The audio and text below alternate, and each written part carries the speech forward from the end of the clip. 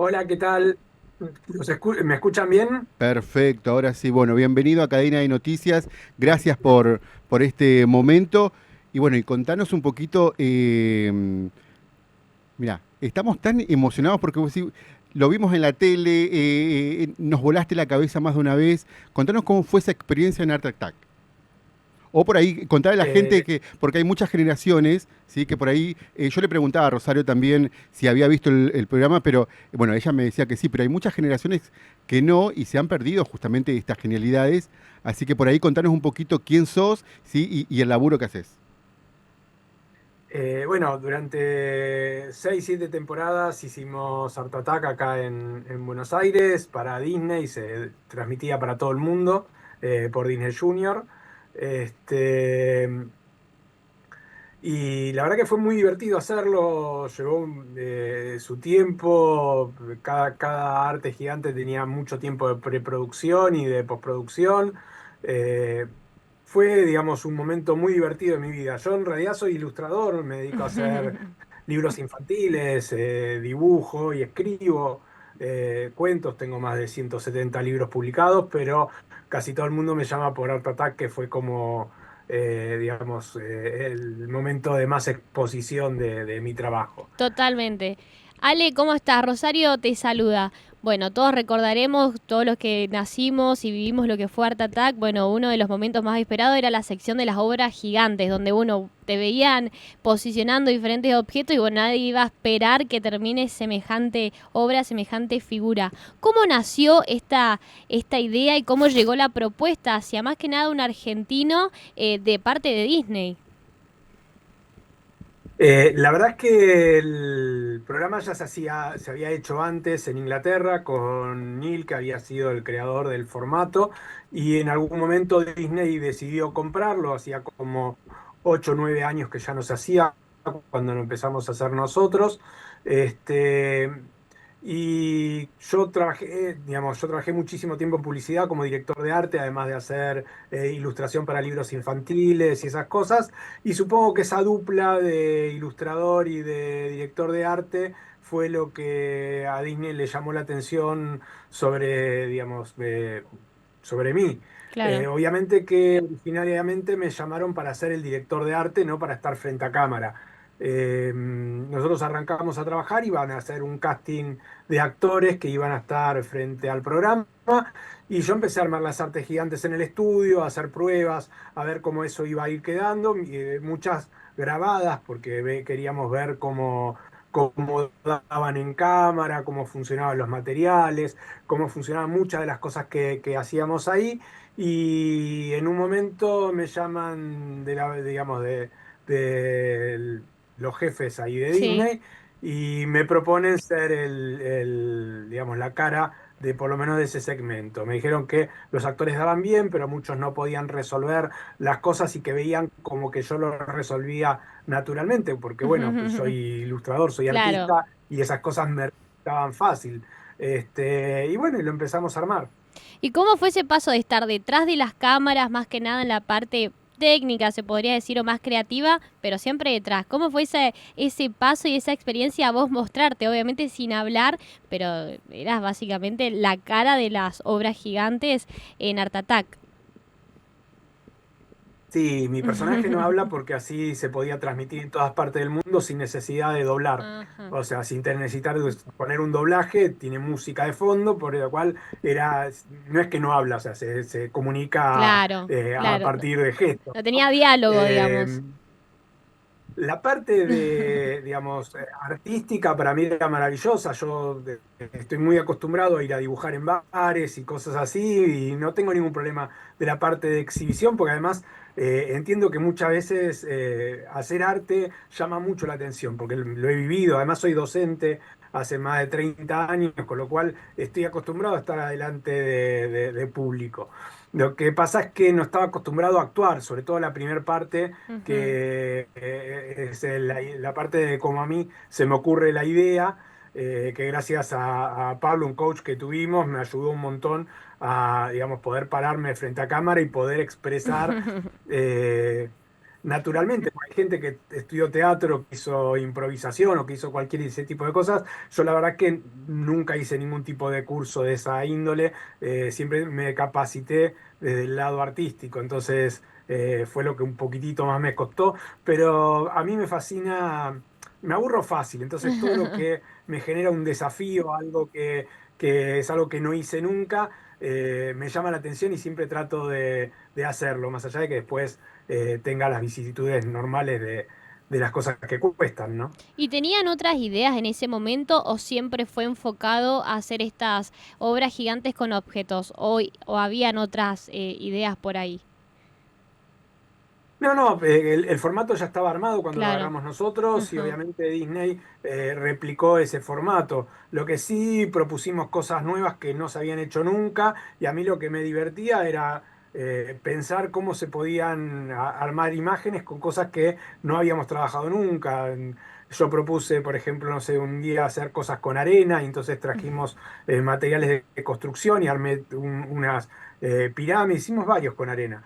Eh, eh, Alguna vez se me ocurrió trabajar con cintas bifaz y tratar de tirarle papelitos y que se queden pegados, que formen cosas, no sé, tratar de generar cosas que no se habían hecho antes y ver cómo resultan, porque también la gracia es renovarse y tratar de pensar en cosas nuevas.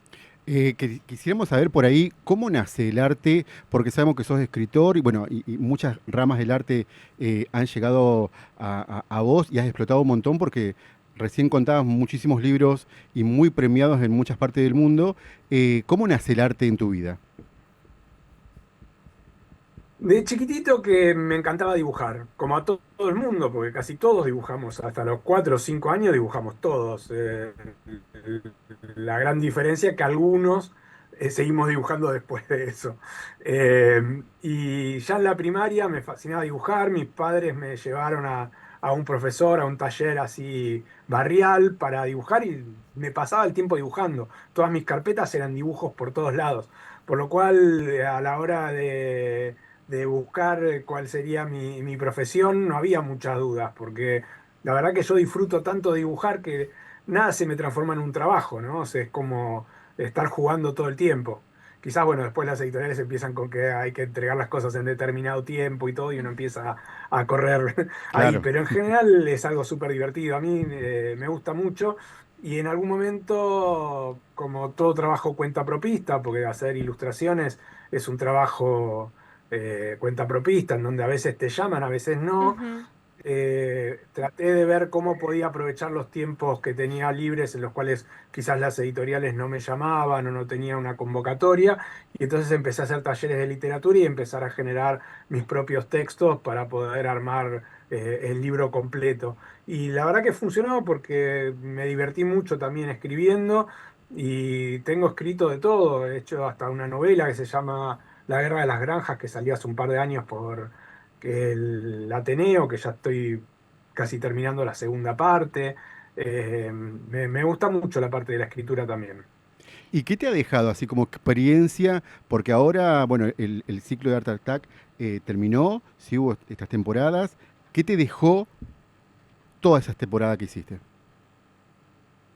Mira, yo creo que Art Attack es un programa que, digamos, el mundo cambió, ¿no? Hoy en día, en YouTube encontrás un montón de tutoriales para hacer cosas artísticas que duran un minuto. Entonces, el programa ya tendría que tener otra forma para hacerse hoy. Hmm. Por lo cual creo que, digamos, no tendría cabida en el mundo actual, aunque quizás con algún cambio o algo así podría funcionar.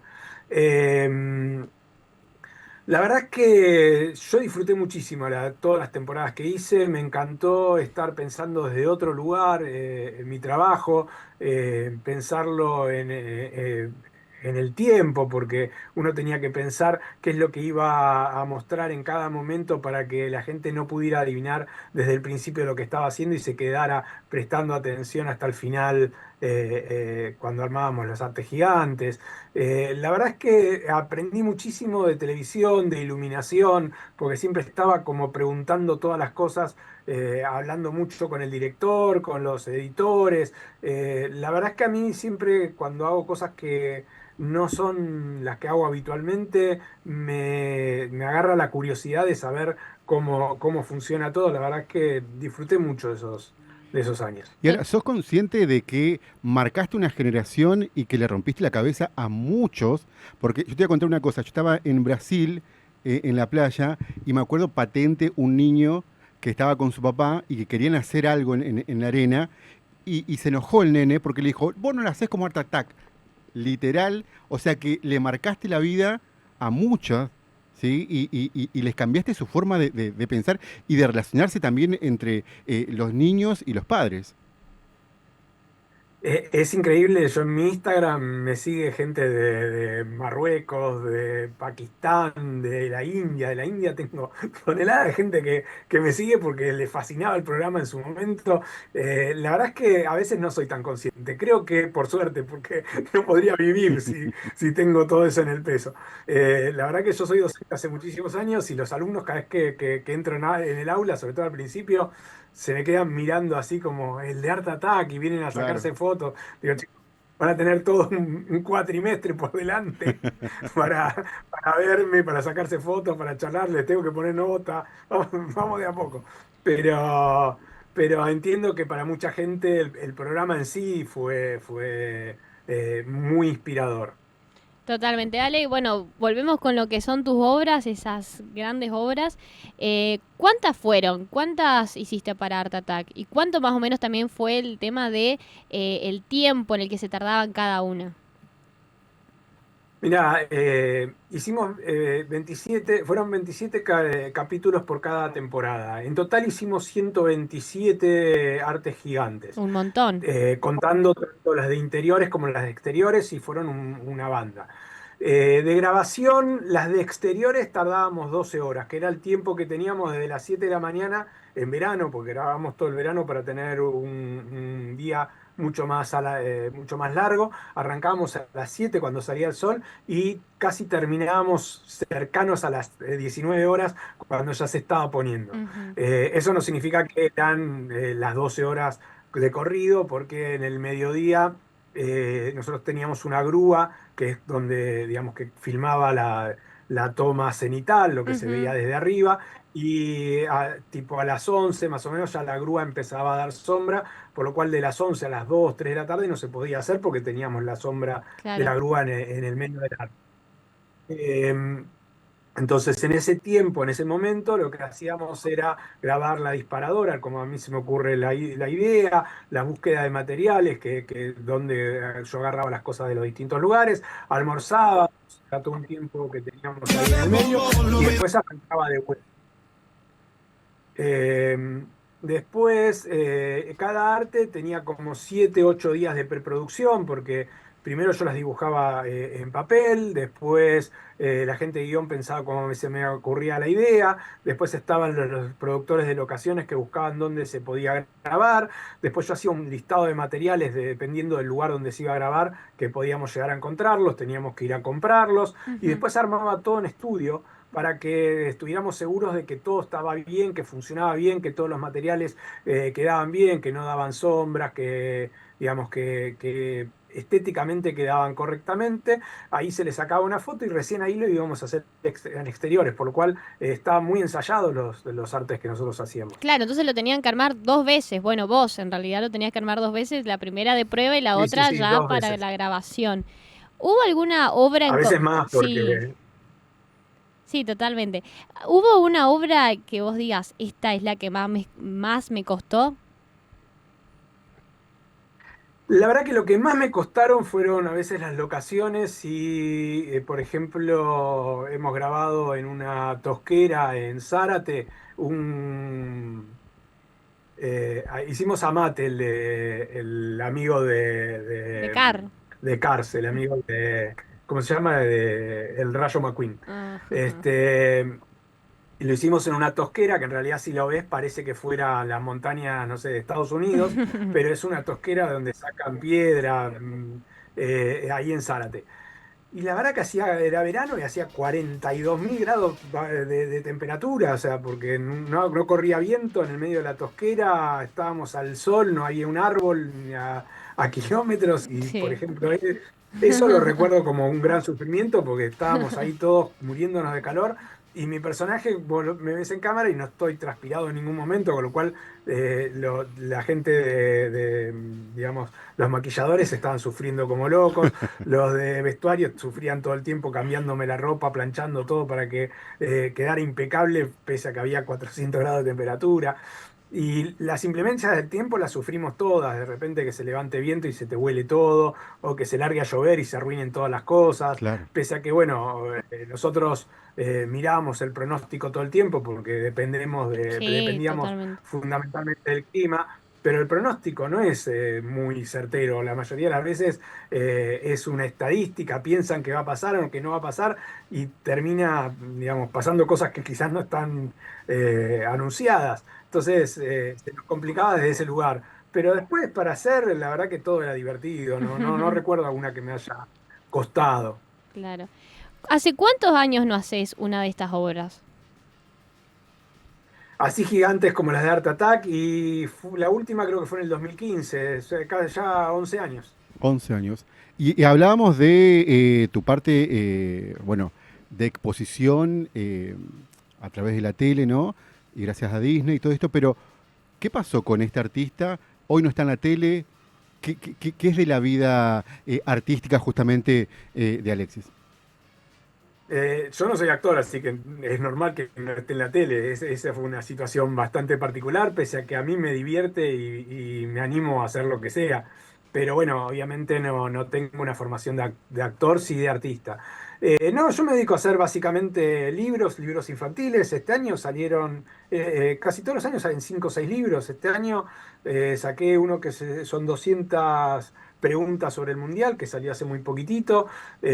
Salió uno que también por Granica que se llama Me enojo mucho. Hice un libro para Artemisa que se llama Destruye este libro con cuentos de cuentos clásicos. eh, Muy lindo para hacer para estar todo el tiempo haciendo actividades con el libro. Eh, hice, Tengo una colección ¿cómo se llama esto? En el Ateneo, que se llama Teo y Ana Investigan, que es el último que saqué hace muy poquitito, se llama Teo y Ana Investigan los seres fantásticos, pero son 8. Teo y Ana Investigan la Argentina, es el Busca y Encuentra. Trabajo para la revista Genios hace muchísimos años, que hago la página central donde están el buscando de Genios. Así que eso también una o dos veces por semana trabajo para Genios. Y además soy docente, tengo un montón de cátedras en dos universidades. Y cuándo respirás? Claro, muchísimo. Respiro. Claro, está totalmente al 100% todo el tiempo, porque hacer 5 libros en un año es muchísimo.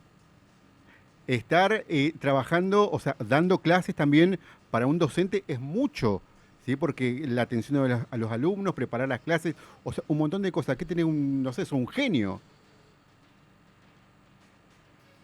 Somos varios, tengo mis clones. Ah, bien, No, bien. la verdad que me da mucho placer hacer todas las cosas que hago. Justo ahí está el de las 200 preguntas sobre el Mundial que salió, que ya está en las librerías. De hecho, ya me escribieron varias personas que lo vieron y lo compraron. Este, no, yo la verdad que me divierto mucho haciendo lo que hago y no siento que sea demasiado. Tengo mis horarios, es como una especie de rompecabezas en mi vida porque tengo clases, ponele de 11 a 1, entonces de 9 a 11 estoy terminando un libro, después de 11 a 1 doy clase, a las 12, 1 arranco otra cosa y voy como así cambiando la ficha de un lado al otro, pero ya estoy acostumbrado ya de muchos años a hacer esto. Bien, contanos por ahí la gente si quiere adquirir tus libros, ¿sí? O comunicarse con vos a través de tus redes sociales, ¿cómo tienen que hacer? Mis redes sociales, yo tengo Instagram, es AlexievGA, ALEXIEB corta GA, creo que ahí arriba lo pueden ver, pero si ponen Alexiev me van a encontrar fácilmente. Ahí en el Instagram generalmente trato de contestar todas las cosas que me escriben o que me ponen con el tiempo que tengo, o sea que no esperen que les conteste enseguida, pero trato siempre de contestar. Mis libros los pueden conseguir en cualquier librería. Van y preguntan libros de Alexei Gandman en el Yen y el Ateneo desde ya, porque tengo 10 libros con el Ateneo, pero tengo libros en casi todas las editoriales y pueden llegar a encontrarlos en muchas partes. De hecho, en el interior, en el sur, ¿cuál era la librería esta que estuve? Bueno, hay un montón de cadenas de librerías del interior que tienen mis libros, así que los pueden encontrar fácilmente. Bueno, acá está Jenny, así que podemos encontrarlo también acá. Claro, sí, sí, en Jenny seguro, Bien, desde bueno, ya. te queremos agradecer realmente la comunicación. Seguiríamos preguntándote un montón de cosas, pero bueno, sabemos también de los tiempos. Sí, bueno, te esperamos cuando quieras en Resistencia, por ahí en la Feria Iberoamericana que se saca del libro, por ahí capaz que se puede tramitar para que venga. Quién sabe si después de 15 años vuelven las obras gigantes y las sacan Acá Resistencia. en Esperemos. Resistencia. Bueno, yo acepto todas las invitaciones. Perfecto, bueno, Muchísimas gracias. muchísimas gracias y estamos en contacto en cualquier momento. Bueno, muchísimas gracias a ustedes.